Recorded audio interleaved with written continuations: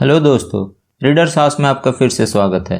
दोस्तों, में बचपन से ही बताया जाता है कि अच्छे से पढ़ाई करो, अच्छे नंबर लाओ ताकि अच्छा कॉलेज में एडमिशन होगा और अच्छे कॉलेज से पढ़ोगे तो अच्छी नौकरी मिलेगी। यही कारण है कि हम में से अधिकतर लोग इसी रैट रेस में फंसे रह जाते हैं, जिसके कारण हम अपनी लाइफ में कुछ डिफरेंट कर नहीं पाते और पूरी लाइफ बस फाइनेंशियल प्रॉब्लम से जूझते रहते हैं। ये सारी सेम प्रॉब्लम मेरे साथ भी थी, बट जिसने मेरी लाइफ चेंज कर दी, जिसने मुझे फाइनेंशियल प्रॉब्लम से बाहर निकाला, वो रॉबर्ट कियोसाकी की book rich dad and poor dad थी, जिसका लिंक मैंने डिस्क्रिप्शन में दे दिया है। आप चाहे तो उसे जाकर खरीद सकते हैं।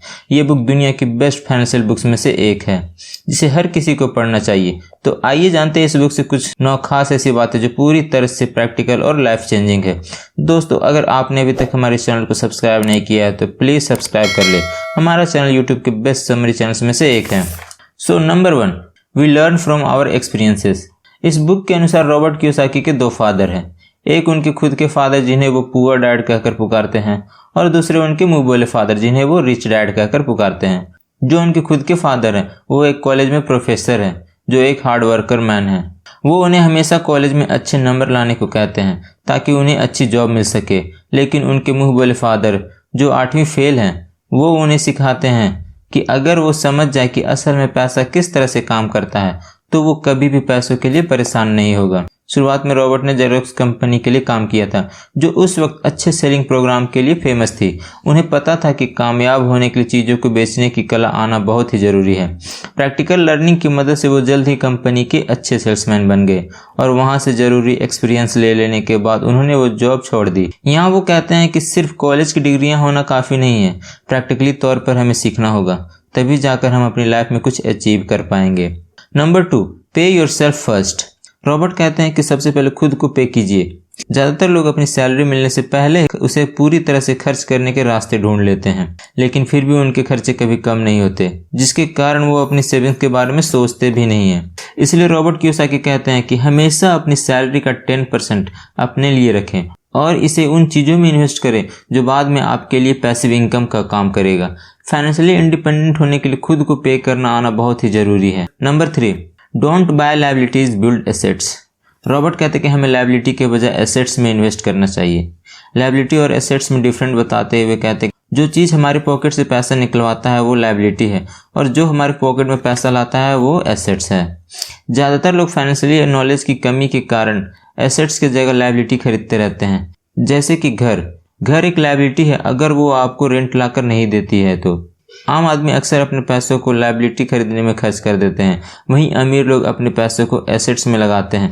अगर आप फाइनेंशियली इंडिपेंडेंट बनना चाहते हैं तो अपनी लायबिलिटी को कम करें और उस एसेट्स में इन्वेस्ट करें। Number 4, learn the art of selling. Robert कहते हैं कि अगर आप अमीर बनना चाहते हो तो चीज़ों को सेलिंग करने की कला आना बहुत ही ज़रूरी है। अगर आप देखें तो ज़्यादातर अमीर लोग किसी न किसी चीज़ को बेचकर ही अमीर हुए हैं। रॉबर्ट अपने बारे में बताते हुए कहते हैं कि वो बेस्ट सेलिंग ऑथर इसलिए है क्योंकि उन्हें चीज़ों को बेचने की कला आती है, ना कि इसलिए कि वो बेस्ट ऑथर हैं। Number 5, hire people who are smarter than you.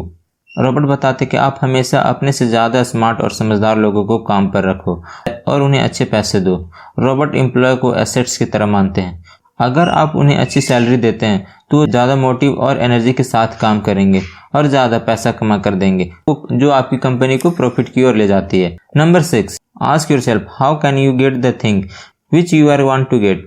आप किसी भी चीज़ के बारे में ये मत सोचो कि आप उससे नहीं पा सकते, बल्कि अपने आप से सवाल करो कि आप उसे कैसे पा सकते हो।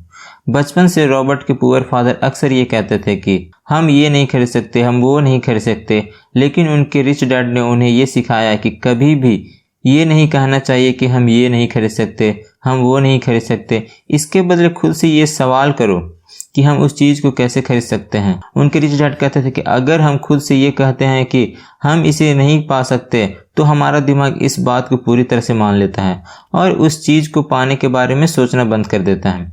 लेकिन जब हम खुद से ये पूछते हैं कि हम इसे कैसे पा सकते हैं तो हमारा दिमाग उस चीज़ को पाने के लिए नए नए रास्ते ढूंढने लगता है। Number 7, financial intelligence. Financial intelligence सीखना बहुत ही ज़रूरी है, चाहे आपके पास कितने भी पैसे क्यों ना हो। अगर आपके पास फाइनेंशियल इंटेलिजेंस नहीं है तो आपके सारे पैसे जल्दी खत्म हो जाएंगे, जैसे कि केबीसी और लॉटरी जीतने वालों के साथ होता है। रॉबर्ट कहते हैं कि पैसा होना या फिर पैसा कमाने से ज़्यादा इम्पोर्टेंट है पैसा को समय के साथ कैसे बढ़ाया जाए या उसे कैसे मेंटेन रखा जाए, ये ज़्यादा इम्पोर्टेंट है ताकि आपका पैसा आपके पास ही रहे। Number 8, never spend money from your own investment. जो पैसा आपने एसेट्स में इन्वेस्ट कर दिए हैं उन्हें कभी भी निकाल कर खर्च ना करें। रॉबर्ट कहते हैं कि अगर आप ऐसा करते हैं तो आप ज़्यादा पैसा कमाने की अपॉर्चुनिटी को खो देते हैं, क्योंकि जब आप एसेट्स में पैसा इन्वेस्ट करते हैं तो आपका पैसा लगातार बिना सोए काम करता रहता है और आपको पैसा कमा कर देता है। आपको पैसे को तभी निकालना चाहिए जब आप उन्हें कहीं और इन्वेस्ट करना चाहते हो, अन्यथा आपको ये सोचना चाहिए कि आप उन एसेट्स में और कैसे पैसे जोड़ सकते हो जिससे कि आप अपने इन्वेस्टमेंट से और पैसा कमा सको। Number 9, rich learn all the time.